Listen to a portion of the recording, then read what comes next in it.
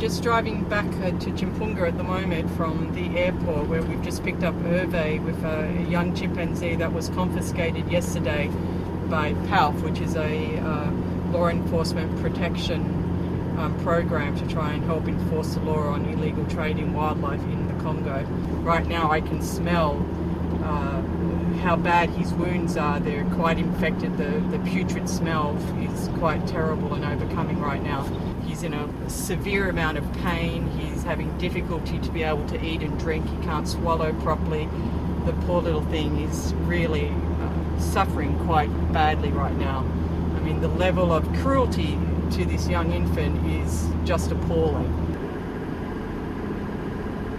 You know, the killing of the chimpanzees and gorillas in the Congo is at crisis level. And if it doesn't stop, then eventually there will be no chimpanzees or gorillas left in this country.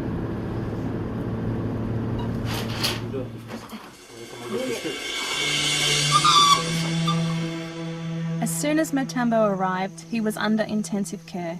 Our vet and caregivers immediately responded to his needs. He had to be sedated and given painkillers for the severe pain he was experiencing, as well as to avoid any convulsions that could lead to a heart attack.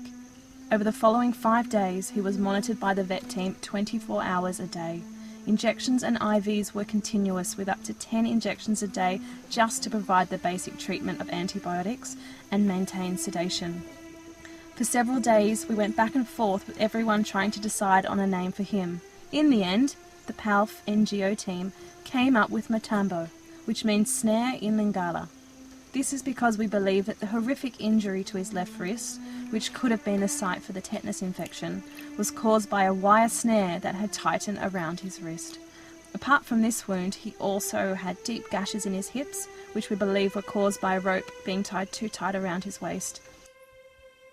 Today, almost 3 weeks later, you cannot believe he is the same little chap that arrived 21 days ago. His wounds are almost all healed. He has gained 1 kilogram in weight. He is eating for himself and able to carry out his ablutions without our help. Once Motambo has completed his quarantine and deemed fully recovered, we hope to transfer him to Chinzulu Island, where he will be integrated into our newly released group there. To do this, we need your help to complete the second phase of the island sanctuary. While we cannot take Motambo back to his forest home, you can help us do the next best thing.